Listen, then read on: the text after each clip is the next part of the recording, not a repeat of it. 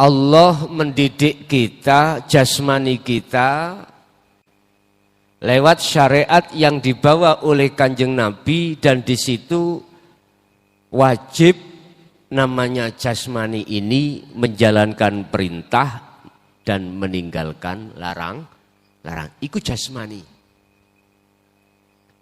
Lah, ruhaniyah kita kemana? Allah mendidik ruhaniyah kita dengan hukum hakikat lewat Kanjeng Nabi, huwallazi arsala rasulahu bil huda wa dinil haq, ay dinut tauhid. Dengan ajaran tauhid itulah Allah mendidik kita lewat Kanjeng Nabi supaya ruhaniyah kita estu menghadap, menyembah terhadap Allah. Wassolatil wusta, Al-Baqarah 238. Tadi jasad diperintahkan untuk menjaga as-sholawah, hafidhu ala sholawah, 5 waktu. Tetapi ayatnya tidak berhenti di situ. Wassolatil wusta, ini Pak Bu, sholat tengah-tengah. Artinya inilah sholat yang harus dilakukan oleh ruhaniyah. Bagaimana sholat yang dilakukan oleh ruhaniyah? Wa ma umiru illa liya'budullaha mukhlishina lahuddin hunafa'a wa yuqimus sholah wa yu'tuz zakah wa dzalika dinul qayyimah. Harus berjalan di atas dinul qayyimah.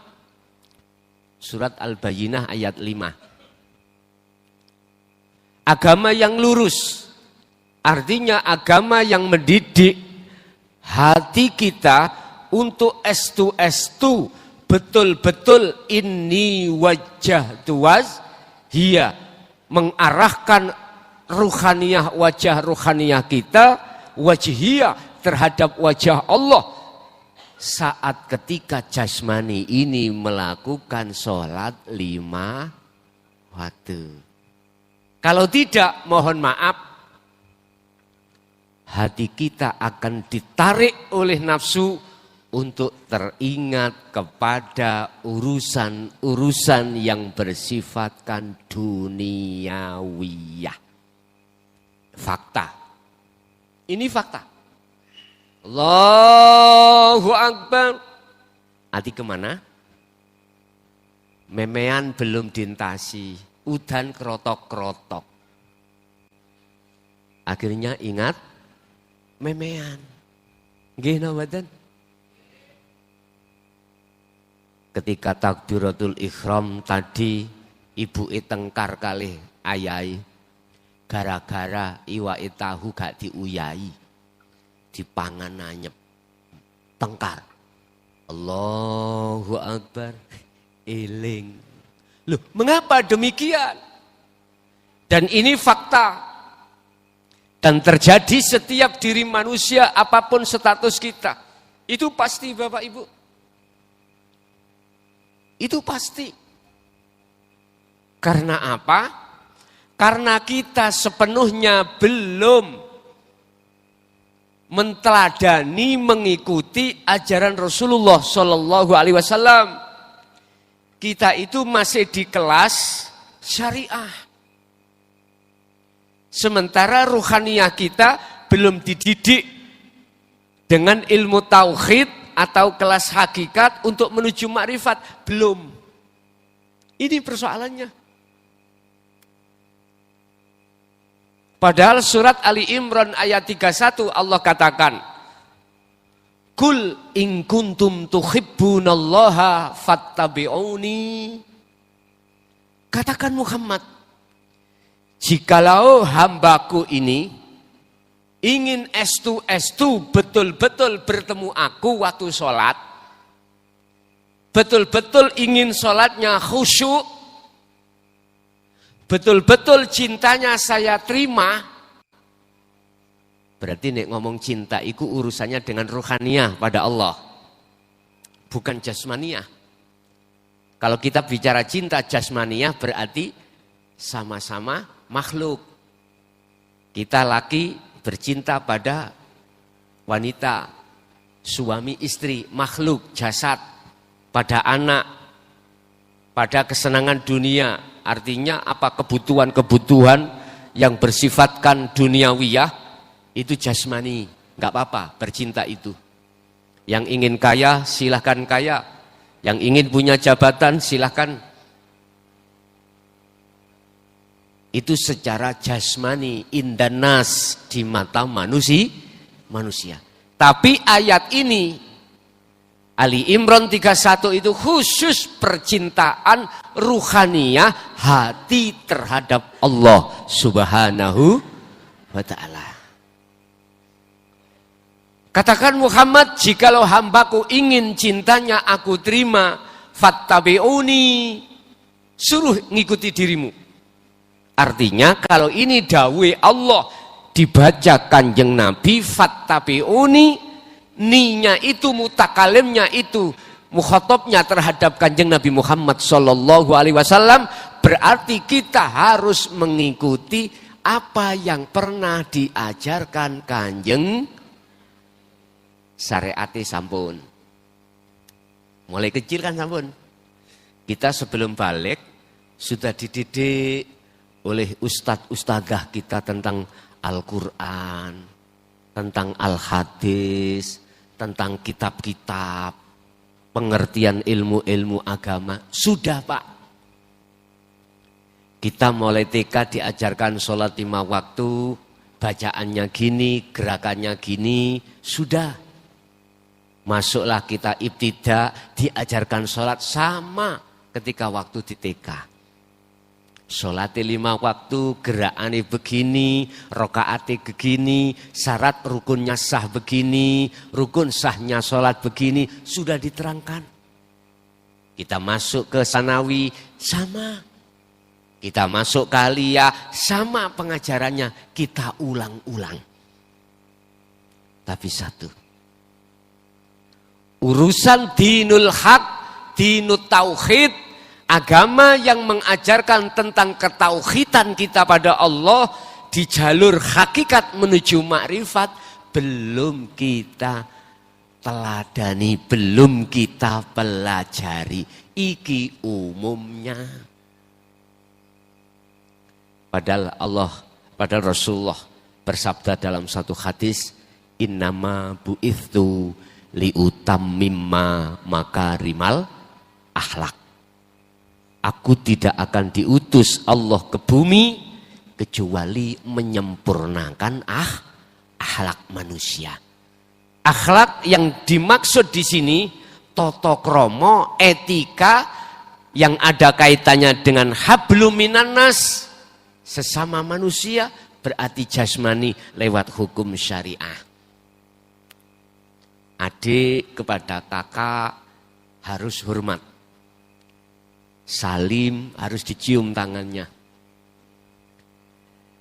Anak terhadap orang tua harus dicium tangannya ketika musahafah. Nah ini aturan. Ini syariat. Akhlak. Akhlak. Kakak terhadap adik, bagaimana akhlak Rasulullah? Kasih sayang. Kita bicara terhadap sesama manusia, lebih-lebih terhadap orang tua. Enggak boleh di atas suaranya orang tua. Akhlak. Ditata. Anak enggak boleh, nang orang tua enggak boleh, akhlak. Semuanya sudah ditata jasmani ini dengan hukum syariah.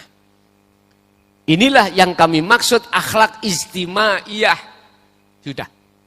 Cuman akhlak yang kedua, yang Rasulullah menyempurnakan, yang disebut akhlak ilahiyah, yang ada kaitannya dengan hablum minallah langsung. Habl itu adalah tali, sambungan minallah, langsung pada Allah. Seperti ini mik, hablnya tidak putus kali mixer. Cuman saja ini modern pakai sinyal UHF. Ini sambungannya nek putus, Saged muni ya kira-kira? Mboten saged. Antara mic dengan mixer gak mungkin nek putus sambungane salone muni, mboten mungkin. Sama Pak. Hablum minallah kita pada Allah yang diajarkan Rasulullah yang disebut akhlak ilahiyah lewat dinu tauhid, manakala putus, mohon maaf, waktu sholat kita lali Gusti Allah. Justru yang teringat kita kepada siapa? Urusan dunia. Saya pekerjaan saya belantik sapi Pak. Otomatis wong sapi saya banyak, tadi pagi laku 5. Waktu aku sholat mesti eling sapi. Dan itu memang proses kita saat mulai kita akil balik ini Bapak Ibu. Sepanjang hati kita tidak mengikuti ajaran Rasulullah di dalam jalur tauhid, sepanjang itu Pak. Walaupun kita sampai tua, sholat tetap kita ingat selain Gusti, karena talinya roh dengan Allah ini terputus. Diterangkan oleh Allah tentang masalah tali ini, buka di dalam surah Al-Baqarah ayat 256. Ini tentang tali. Talinya roh loh Pak, bukan tali ini jasad. Talinya ruh terhadap Allah dijelaskan Allah di dalam surah Al-Baqarah ayat 256. La ikraha fiddin. Muhammad, tidak ada paksaan bagi umatmu untuk mengikuti ajaranmu ini. Enggak ada paksaan. Ajaran yang mana, Pak? Qad tabayyana rusdu minal ghayy. Yaiku ajaran yang membebaskan ruhaniyah kita sebagai manusia dari cengkraman perbudakan hawa nafsu. Ternyata putusnya ini Pak, tali ini nafsu. Mulai akil balik kita, sing laki-laki suka perempuan, sing perempuan suka laki-laki. Akhirnya kita nikah. Ketika nikah kita suka anak. Dan di dalam perjalanan itu wal qanatiril munqantara wa zuyyina lin-nasi hubbus syahawah. Jelas. Ketika kita masuk akil balik, kesenangan-kesenangan nafsu akan dituangkan di dalam hati kita. Nafsu membuat 3 hal untuk melalaikan hati kita dari Allah. Laki nang perempuan, perempuan nang laki. Kalau sudah akdu nikah, anak. Kalau sudah anak, mesti kita itu berpikir bagaimana wal qanatiril munqantara, kebutuhan dunya brana sandang pangan papan mewah. Nggih napa mboten? Lho niki gak apa-apa. Selama itu tidak masuk di dalam hati. Selama itu masih dengan interaksi dengan jasmani, mboten napa-napa. Bahkan menurut kula wajib. Jenengan nikah wajib menurut kula. Nek Kanjeng Nabi dawuh sunah Rasulullah. Bahasa kula wajib. Napa kok wajib? Aku nek gak nikah, kula niku sobo lokalisasi. Berarti nikah bagi saya niku wajib. Wajib. Lah, nanti punya anak sebagai keturunan nasab wajib. Kita wajib kerja untuk mencukupi sandang, pangan, papan di dalam rumah tangga kita. Wajib jasmani. Tapi dengan begitu nafsu menjadikan kesempatan untuk melalaikan kita terhadap Allah. Alhaakumut takasur hatta zurtumul maqabir. Ingat, Siapa yang ruhaniyah hatinya ini bermegah-megahan, ikut campur mencintai selain Allah tadi, maka inilah yang akan menjadikan hati lalai pada Allah. Hal itu terjadi sampai mati. Na'udzubillahi min. Piye carane amri tidak seperti itu, Bapak Ibu? Bagaimana caranya ruhaniyah kita ini tidak mengikuti hawa nafsu? Bagaimana? Fattabi'uni, kembali kepada Ali Imran ayat 31. Ikuto aku. Ajaranku iku apa? Pahamono terus lakonono. Mana ajarannya? Al-Baqarah tadi saya teruskan. Qad tabayyana rusdu minal ghoi, yaitu ajaran yang membebaskan ruhaniyah kita dari jeratan hawa nafsu, dari bisikan hawa nafsu.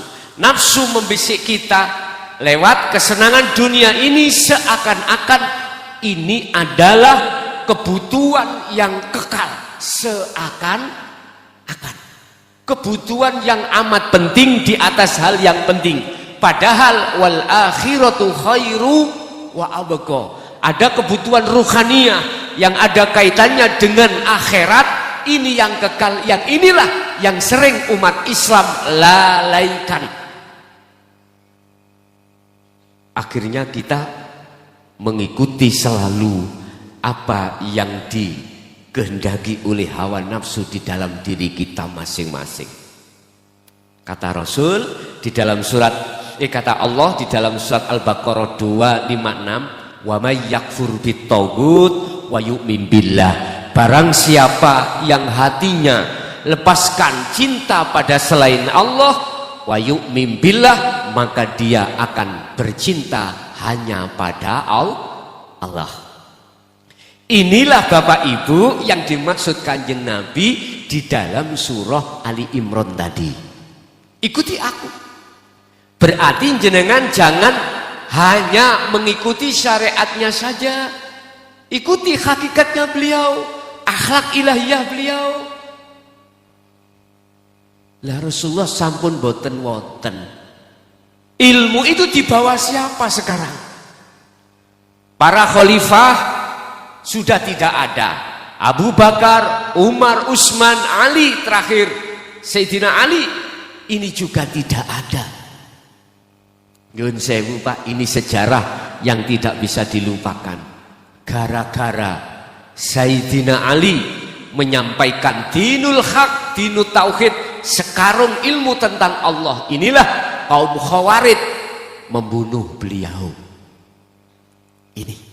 Dan inilah akhirnya diteruskan oleh tabi'ina sholihin.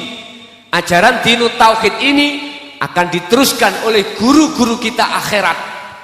Guru akhirat kita.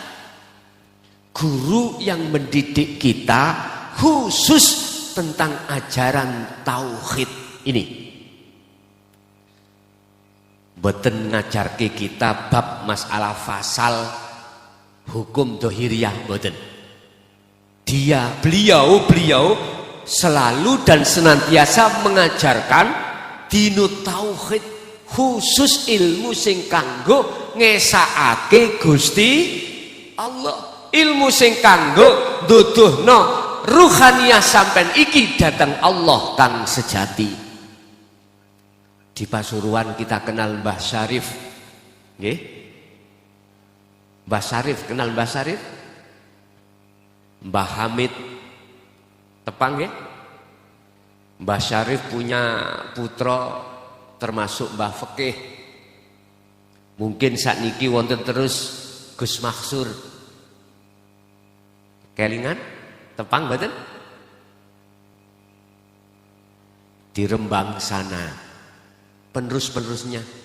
Di Rembang ada Yai Mas'ud almarhum, beliau menyampaikan tauhid banyak Pak sebetulnya. Cuman sebelum tahun 2014 beliau menyampaikan itu bilughatil isyarah, dengan bahasa isyarat. Karena apa? Karena memang keputusan itu diambil demi biar tidak ada fitnah. Beliau sampaikan itu di tempat yang khusus dengan lugat bahasa isyarah. Nah, disitulah nanti beliau-beliau mengajarkan terhadap kita, mendidik ruhaniyah kita tentang sifat-sifatnya Allah. Ada sifat wajib, ada sifat mohal, ada sifat jaiz. Di dalam sifat wajib di situ ada sifat nafsiyah Allah yang 20 itu Pak, yaitu wujud. Ada sifat salbiyah, ada sifat ma'ani, ada sifat maknawiyah. Ini dipahamkan terhadap kita. Diajarkanlah kita tentang rukun Islam. Bagaimana sholatnya ruh, bagaimana syahadatnya ruh, bagaimana sholatnya ruh, bagaimana zakatnya ruh, puasanya ruh, hajinya ruh, bagaimana. Itu diajarkan oleh beliau-beliau. Mungkin di Mojokerto kita kenal namanya Mbah Mahali.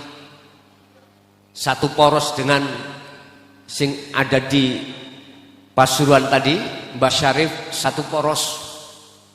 Kita kenal di Magelang Mbah Mangli, sama satu poros. Beliau-beliau ini adalah saya katakan sebagai kekasih Allah. Mengapa saya katakan kekasih Allah? Karena beliau-beliau ini paham betul tentang bagaimana ruhaniyah kita mengikuti teladan menteladani Kanjeng Nabi Muhammad sallallahu alaihi wasallam yang selama ini terkesan ditutup-tutupi. Saat zaman beliau khalifah Sayyidina Ali sampai 2014 kemarin, ajaran tentang dinul haq, dinul tauhid ini terkesan ditutup-tutupi karena memang zaman Pak. Ketika saat masuk tahun 2014, disitulah Allah membuka lebar terkait masalah dinut tauhid ini. Akhirnya banyak beliau-beliau yang tadinya itu tidur, artinya tidur itu dalam posisi rahasia, dalam posisi sembunyi-sembunyi, sekarang sudah berani untuk apa? Menyerukan dinut tauhid. Iya. Dimanapun banyak ulama-ulama akhirat itu sudah berani membahas tentang masalah dinut tauhid, tidak hanya di forum-forum terbuka, akan tetapi juga berani masuk di dalam konten YouTube, medsos. Ada yang beraninya lewat medsos Pak, tapi tidak berani di forum seperti ini. Ada hanya lewat medsos. Entah jamaahnya itu berapa gelintir medsos ya Pak, ning kamar atau ning balik terus di shooting ya, melebulah. Tapi nggak berani untuk disuruh, diperintahkan untuk di majelis taklim. Nguniku ya wonten. Pun intine ajaran Rasulullah di jalur dinut tauhid sudah digelar. Supaya apa sih? Supaya sholat kita hafidu ala sholawah, biar wassolatil wusta, ruhaniyah kita itu betul-betul bertemu Allah. Wa qumu lillahi qanitin ay khashiin. Supaya betul-betul sholat jenengan itu, ruhaniyah jenengan hanya ingat, hanya menghadap, hanya bertemu Allah. Sebab terus terang tujuan sholat itu apa sih? Menyembah Allah. Shallu ala Nabi Muhammad. Saya terkadang niku nggak bisa berpikir Pak Bu. Saya sholat kok gak ketemu sing tak sembah. Ini kan aneh. Nah gitu. Tujuan kita sholat adalah mendatangi undangan Allah dan kita bertemu pada Allah. Wa ma umiru illa liya'budullaha mukhlishina lahuddin wa qala aidan innallaha huwa rabbi wa rabbukum fa'buduh. Nah ini Sembahan Allah itu. Allah itu gak jauh Bapak Ibu. Allah itu di mana-mana dan tidak kemana-mana. Wa idza sa'alaka ibadi anni fa inni qaribun. Muhammad, jikalau hambaku bertanya tentang aku di mana, jawablah, inni qaribun. Sesungguhnya saya ini dekat. Dan lebih dekat daripada urat nadi. Wa nahnu aqrabu ilaihi min hablil warid. Pundi sebab? Pundi? Pun sampean mirsani kula sedaya. Sampean lihat ke sini. Allah iku nama. Bismillah dengan menyebut nama Allah. Itu Tuhan kita. Namanya Allah. Lah yang memiliki nama Allah yang kita sembah mana? Buka di dalam surah Al-Baqarah 115. Walillahil masyriqu wal maghrib fa aynama tuwallu fa thamma wajhullah. Dimanapun kau berada, dimanapun kau menghadap, di depanmu ada wajah. Pun sampean tinggali mriki. Niki lho, Pak. Inilah yang memiliki nama Allah. Bukan angin loh ya. Bukan oksigen. Surat Al-Hadid ayat 3 Allah katakan, Huwal awwal wal akhiru wal zahiru wal batin. Allah itu mesti di awal persoalan acara ngaji ini, juga di akhir ngaji ini. Artinya yang menguasai acara ini hanyalah Allah. Dan Allah itu di dalam dan di luar panjenengan. Ini loh. Ini nek sampean lihat dengan ainul basariyah, mata jasad. Apa? Kosong bulian tadi ini. Empun dilihat, jangan dilihat dengan mata dohir Bapak Ibu. Lihatlah dengan ainul basirah, mata hati jenengan, matanya ruh. Anda akan tahu. Jikalau Anda sudah tahu nyatanya Allah, aku yakin Anda tidak akan pernah berani maksiat. Aku yakin Anda tidak akan pernah melanggar aturan-aturan agama. Anda tidak akan pernah melanggar apa yang diaturkan Allah dalam satu ayat, Ani'budullaha wajtanibut taghut. Anda tidak akan pernah melanggar perintah Allah. Apa perintah Allah? Illa liya'budun, hanya wa ma khalaqtul jinna wal insa illa liya'budun. Shallu ala Nabi Muhammad. Saged diterusake sekedhik mawon ben tutuk ben mari.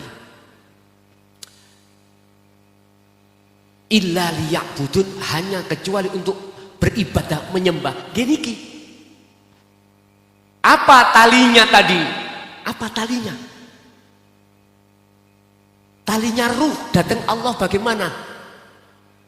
Faqadistamsaka bil urwatil wuthqa lam fisamalah. Itulah zikir. Itulah talinya Allah. Zikir bahasa Arab. Jawa nih eling, Indonesianya ingat. Artinya ingat adalah hati sampai sadar dan menyadari bahwasanya segala apapun yang terjadi di dunia ini semata-mata datangnya yang memperjalankan, menterjadikan hanyalah Allah.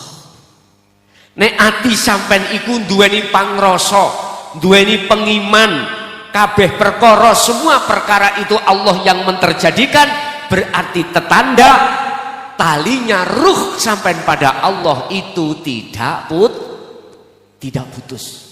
Allahu Akbar. Hati sampai sibuk merasakan kehadiran Allah di dalam dan di luar diri jenengan, sehingga bisa mengakibatkan jasad bisa bertakbir, berdiri, rukuk, sujud, duduk, bahkan salam. Semua itu datangnya dari Allah, bukan dari diri kita.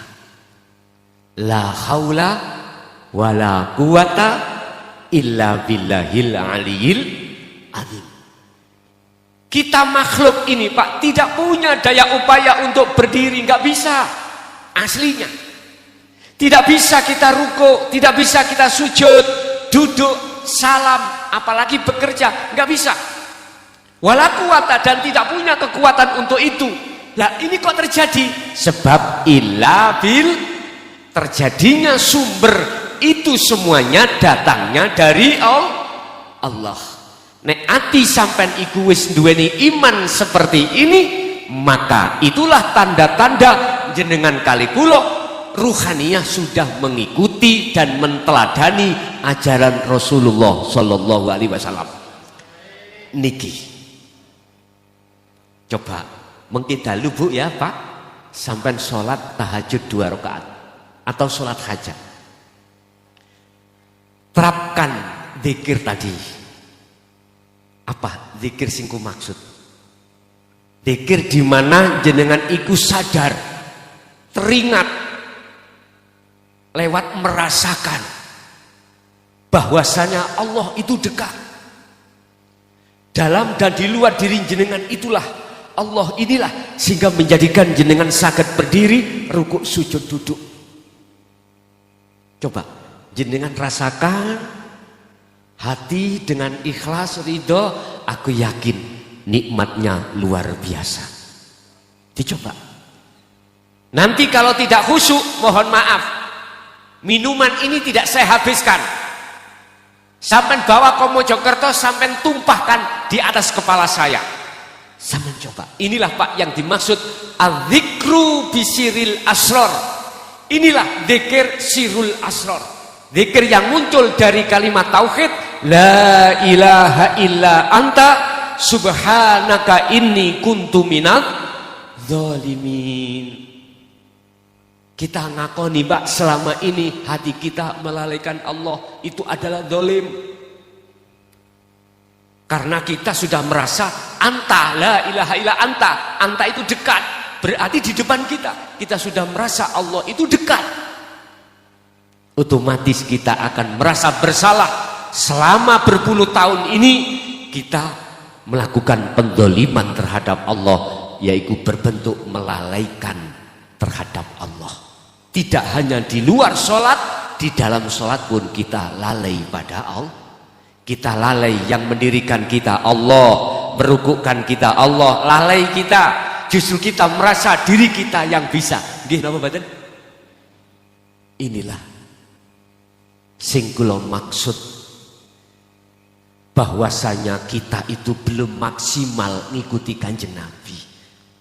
Kata Rasul, jikalau kau betul-betul mengikuti ajaranku, tidak hanya syariatku, juga hakikatku, maka yuhibbukumullah. Ali Imran tadi terusnya, yuhibbukumullah, Allah akan menerima cinta nih hati sampean, ruhaniyah sampean, sebab jenengan telah melepaskan cintanya hati terhadap selain Allah, dan kujadikan kau sebagai kekasihku. Alhamdulillah. Gampang Pak, jadi kekasih Allah itu gampang. Gampang sekali. Nek turun, kalau mau ikuti Rasulullah. Hanya itu. Cara praktek, belajarlah sholat yang khusyuk. Udah sampai dandani sholat dulu. Nanti sholat sampai kalau sesuai dengan Al-Quran, khafidhu ala sholawah wa sholatil wusta wa kumu lillahi qanitin ay khosyiin.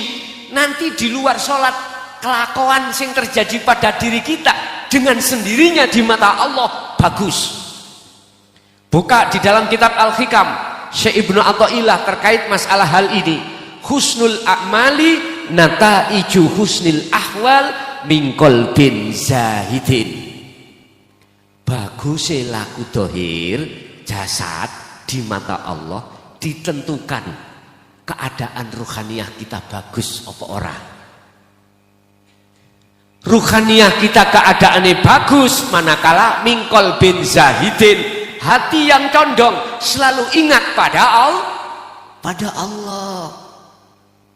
Udah. Surat Al-Maidah dikatakan juga, innama yataqabbalullahu minal muttaqin.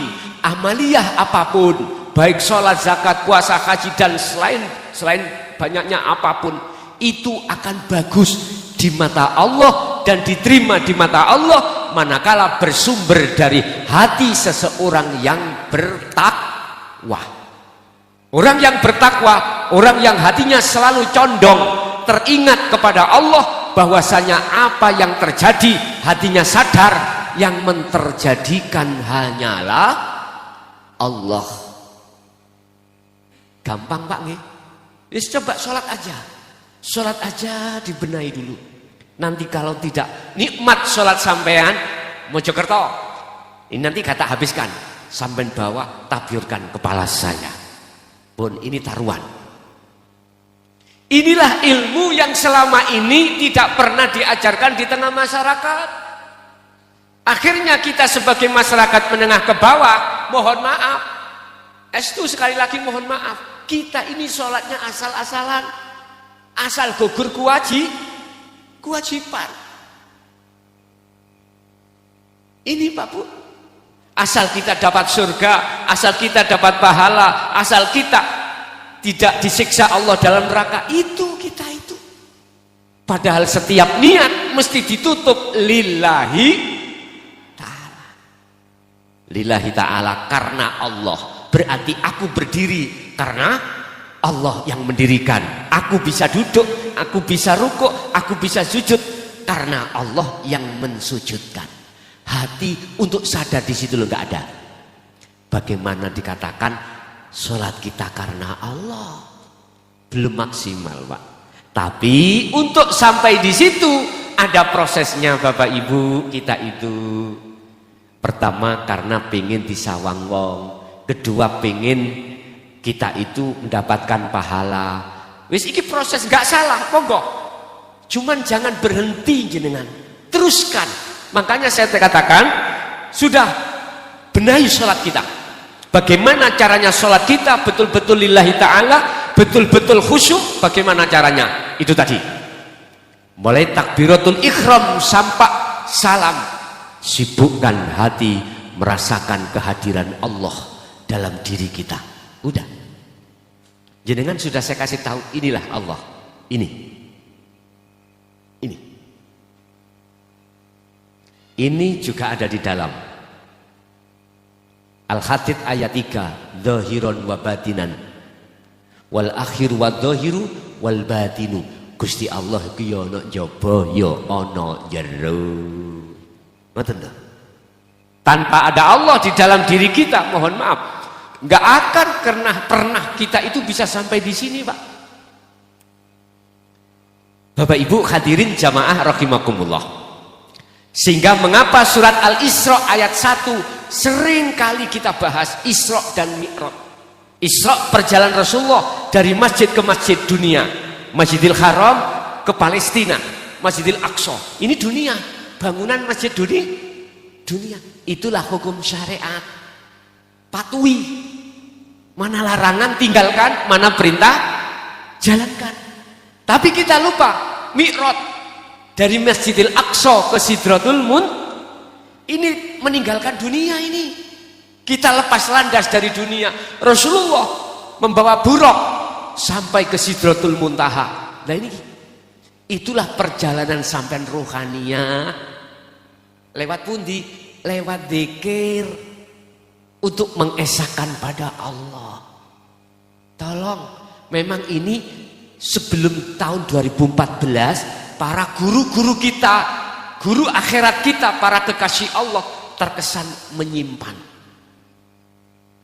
Sebetulnya tidak Pak. Beliau nggak berani. Karena apa? Ketika disampaikan di tengah umum lebih-lebih, pasti akan dikatakan aliran sesat. Itu karena ketidakpahaman kita sebetulnya. Sungguh. Makanya terlepas 2014, ini para masyayikh kita sudah keluar dari kandang. Turun dari gunung. Demi kita semuanya. yang selama ini kita ketika sholat masih teringat selain Allah, supaya estu waktu sholat hati ini teringat Allah. Bapak Ibu hadirin jamaah rahimakumullah, kesimpulannya jenengan iki nek pingin menteladani Kanjeng Nabi secara kafah sempurna, nek ngaji ojo syariat bloko. Iku kanggo jasad. Ruhaniyah kita harus ke hakikat, ngikuti Kanjeng Nabi lewat tauhidnya. Kita untuk bisa menemui tauhid Kanjeng Nabi, sampai dolei cari guru akhirat, titik pun. Yang kusebut tabi'ina sholihin, harus ada as-sholihin. Apakah itu muncul dari dzurriyyah beliau? Apakah muncul dari sayyid? Terserah. Monggo. Sing penting jenengan iku mendapatkan pengajaran tauhid di dalam hati jenengan. Titik.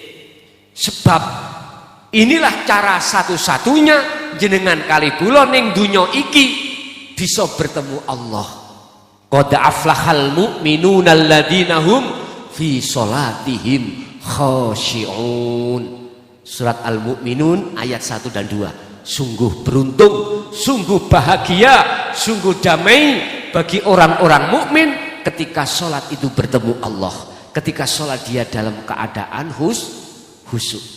Ini Pak, pun kula mboten pesen kata-kata, kula mboten ngengken, tapi kula pesen mawon. Pun jenengan ojo sampak mati dhisik, nggih. Estu. Jangan pernah jenengan sedo dulu sebelum jenengan iku bertemu Allah. Cara untuk bertemu Allah dan dijadikan kekasihnya, ikuti Rasulullah. Kalau ilmu tauhidnya sudah sampai jalankan, mesti hati sampai iku lebih gila kepada Allah daripada hati gila kepada selain. Ini namanya muraqabah. Ada rasa cinta, rasa rindu selalu untuk bertemu Allah. Jadi tolong ojo mati dhisik saderenge jenengan iki sampun kepanggih, sampun bertemu Allah. Sebab ada satu ayat yang Allah katakan, bila mana di dunia kita belum bertemu Allah kok sudah meninggal, naudzubillah min dzalik, kita akan sengsara Pak. Ruhaniyah kita di alam barzakh. Buka di dalam surah Az-Zumar 54. Buka di dalam surat Al-Isra ayat 72. Dua ayat ini yang setiap saat dan waktu, setiap saya ngaji di manapun saya ikutkan. Az-Zumar tadi, wa anibu ila rabbikum wa aslimu min qabli ayyatiyakumul adzab tsumma la tunsurun. Udahlah, kembalilah kau bercinta hanya pada Allah. Sebab selama kita mulai akil balik, hati ini tinggalkan Allah. Kita bercinta pada selain Allah. Jikalau kita tidak lekas lakukan ini sampai kita meninggal, apa jawabannya? Dalam akhir sebuah ayat, tsummalatun sorun, kita tidak akan mendapatkan pertolongan dari Allah, alias ruhaniyah kita masuk alam barzakh dalam keadaan gelap gulita. Gak bisa menjawab pertanyaan mungkar nakir. Itu Pak. Al-Isra 72 Allah katakan, man kana fi hadhihi a'ma fahuwa fil akhirati a'ma wa adhallu sabila. Barang siapa saat di dunia ruhaniyah meripate ati iki kok yo masih buta terhadap Allah, kok ya sudah meninggal, maka di akhirat pun lebih buta lagi ruhaniyah kita, gelap. Wa adhallu sabila, bahkan jalannya ketika ruhaniyah menuju padang mahsyar, ketika nguat siratal mustaqim tidak tahu jalannya, kitalah yang disebut ruhaniyah yang tersesat. Makanya disebut roro mahsyar iku ya iku tempat kanggo roh-roh sing padha kesasar. Ada di situ. Nggih ngapunten Kang Kathah. Ini hal belum terjadi Pak ya. Tolong kita siapkan diri kita, kematian kita nanti juga tidak tahu, berapa tinggal umur kita tidak tahu. Berhubung tidak tahu dan dirahasiakan Allah, itulah supaya kita lekas kembali kepada Allah. Bapak Ibu hadirin jamaah rahimakumullah, jadi itu pesan saya terhadap saudara saya di sini, jenenganku anggap melebihi saudara kandung saya. Ya, tolong jenengan pun mati dhisik, mpun sedo dhisik, baik yang muda maupun yang tua, baik yang perempuan maupun yang laki-laki. Tolong jangan mati dulu sebelum ruhania sampai iku estu kembali dan menjadi kekasih Allah. Mudah-mudahan kita digolongkan oleh Allah golongan yang memang betul-betul dirahmati Allah karena kita mengikuti ajaran Rasulullah baik secara syariah maupun secara hakikat, dan anak putu kita betul-betul dilindungi oleh Allah dari hawa nafsu. Lahumul Fatihah.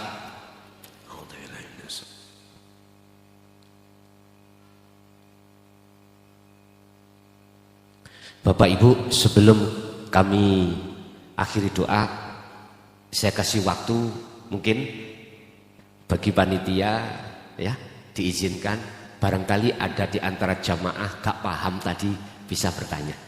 Terus pundi? Sampun?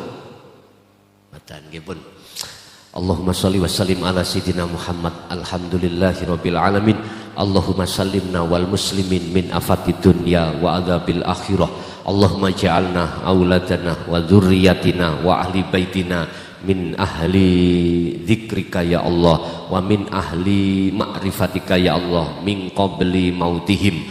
Allahumma nawwir qulubana binuri hidayatika wa ma'rifatika, yassir lana ya Allah fi kulli umurina wa afina fid dini wad dunya wal akhirah. Rabbana atina fid dunya hasanah wa fil akhirati hasanatan wa qina adzabannar. Wa sallallahu ala sayyidina Muhammad. Alhamdulillahi rabbil alamin. Kurang lebihnya mohon maaf awal sampai akhir. Bila mana ada kalimah yang kurang berkenan, kami atas nama pribadi nyuwun agungi pangapunten. Akhir kalam, assalamualaikum warahmatullahi wabarakatuh.